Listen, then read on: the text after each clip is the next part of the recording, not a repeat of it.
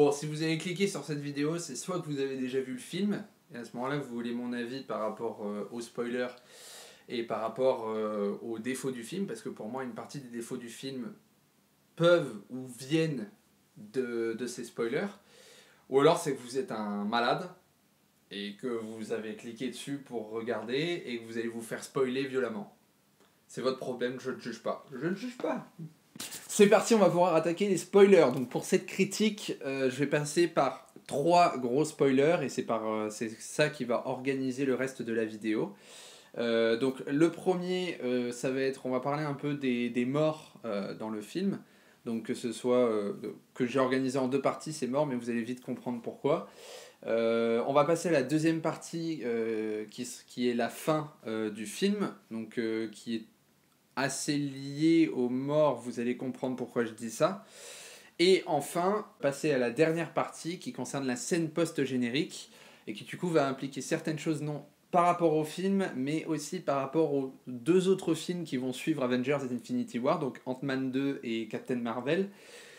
Et vous allez comprendre aussi quand je vais l'aborder. Donc on commence avec la première partie qui concerne les morts de cet opus. Et oui, il y a plusieurs morts pendant ce film. Juste savoir qu'en fait les morts de ce film pour moi sont organisées en 2 parties. On a les morts qui sont liées à ce qui s'est passé dans le film en fait, au combat, aux différentes batailles qu'il y a eu dans l'univers, dans l'épisode.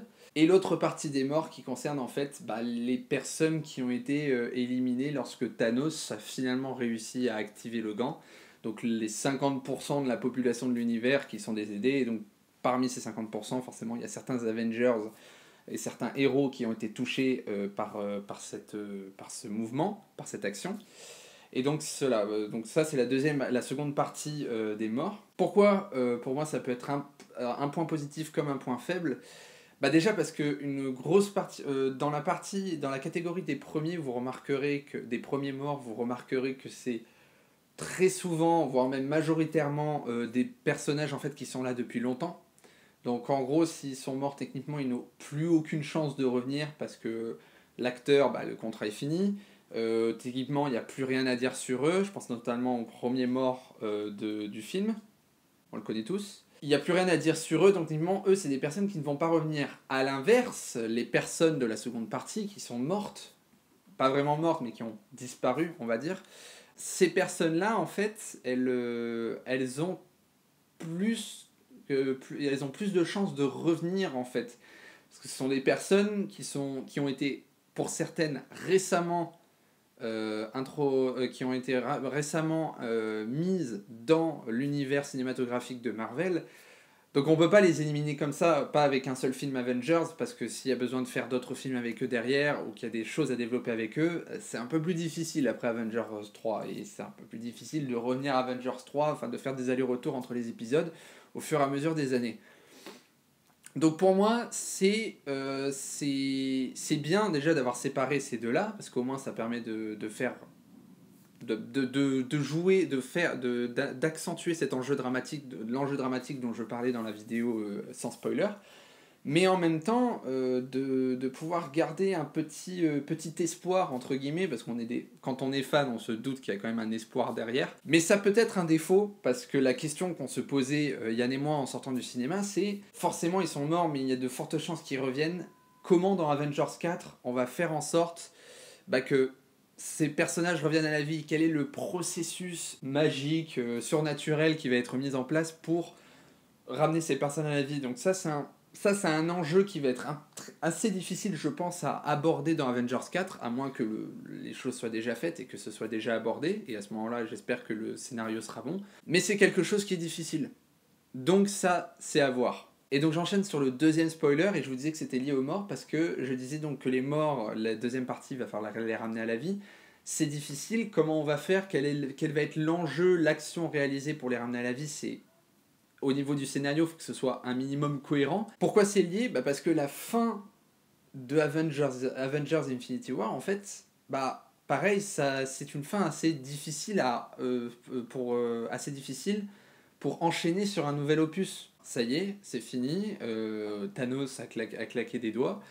la moitié de la population de l'univers a été décimée, et il se retrouve sur la Terre ou sur une autre planète, enfin reposé. Ça y est, il peut se reposer et vivre sa vie, maintenant qu'il a réalisé ce qu'il voulait. C'est une fin qui, du point de vue du méchant, est très, très calme, très poétique en soi, hein, du niveau du méchant, mais au niveau de l'enjeu des héros, c'est quand même le parti qu'on prend quand on regarde Avengers. Du niveau des héros, l'enjeu est encore plus dramatique, surtout qu'on s'arrête vraiment là-dessus. Et c'est la question qu'on se posait justement, c'est comment faire en sorte de revenir sur cette fin dans Avengers 4 sans tomber dans le cliché du film de super-héros, c'est-à-dire le méchant gagne, mais en fait c'est le gentil qui gagne à la fin. Et c'est ça qu'en fait on a aimé dans Avengers Infinity War, rien et moins, c'est que pour une fois c'est un film où le méchant gagne. Il faut éviter dans Avengers 4 de tomber dans le, comme je disais, le cliché super-héroïque, le méchant a gagné, mais le gentil va revenir. C'est ça qu'il faudrait faire. Alors certes, à la fin de Avengers 4, il faudrait pas que Thanos regagne, parce que sinon là on s'en sortirait pas. Mais limite, Avengers 3, Avengers Infinity War serait une très bonne fin à Avengers, ça couperait court l'univers cinématographique Marvel, puisque ça y est, c'est la fin. C'est le méchant a gagné, c'est fini, et ce serait même une fin très dark, mais une fin très surprenante pour un univers tel que Marvel. Mais on le sait, ce ne sera pas la fin, puisque Avengers 4 a été annoncé, et que d'autres films arrivent derrière, dont notamment Ant-Man 2 et Captain Marvel. Et ça, ce sont des choses, forcément, il va falloir faire quelque chose, et il faut que Avengers 3 suive là-dessus. Et on enchaîne donc avec cette troisième partie qui concerne la scène post-générique. On se retrouve donc avec Nick Fury et son assistante, qui se retrouvent en fait, qui font partie des personnes qui vont être décimées par l'action de Thanos. Et avant de disparaître, le Fury décide de lancer un appel à un nouvel héros, une nouvelle héroïne même, si je dis pas de bêtises, qui n'a pas encore été introduit dans l'univers cinématographique Marvel, Captain Marvel. Et ça fait partie des 2 prochains films qui vont suivre. Donc on a Ant-Man 2 en juillet, suivi de Captain Marvel normalement en hiver 2018-2019, je ne sais plus exactement. Et pareil, ça revient au deuxième point que je disais, c'est-à-dire que maintenant qu'Avengers 3 est fini, il faut savoir enchaîner sur le Avengers 4 et ne pas tomber dans le cliché super-héroïque. Et donc, est-ce que Ant-Man 2 et Captain Marvel vont être après les événements d'Avengers 3 ? C'est possible, c'est même fort possible. À ce moment-là, il faut que le scénario soit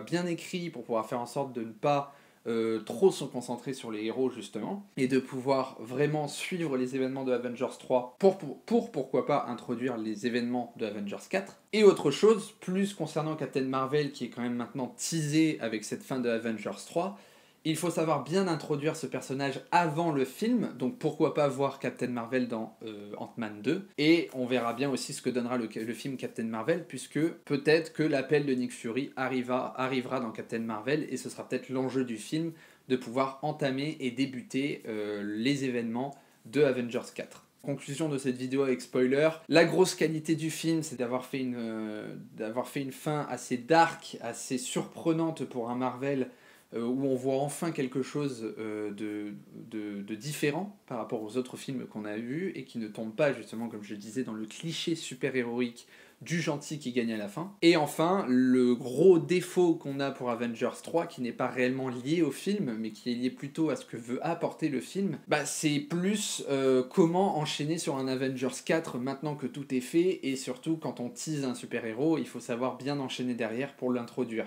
Donc ça aussi c'est un gros enjeu, ce sont de gros enjeux que Marvel va devoir respecter pour les films à suivre dans le Marvel Cinematic Universe. Voilà, c'est tout pour la vidéo avec spoiler, les spectateurs. Merci d'avoir regardé. Et puis, si vous n'avez pas encore vu la vidéo sans spoiler et que vous voulez un avis plus global du film, je vous mets l'affiche de la vidéo sans spoiler. Et de toute façon, elle est en description, bien évidemment. En attendant, mettez un pouce bleu si vous avez aimé tout ce qui s'est passé dans Avengers Infinity War, parce que moi, personnellement, j'ai adoré. Abonnez-vous à la chaîne si ce n'est pas déjà fait, et laissez-moi en commentaire votre avis sur le film Avengers Infinity War également, sans spoiler s'il vous plaît. Sur ce, les spectateurs, je vous dis à bientôt pour une nouvelle vidéo.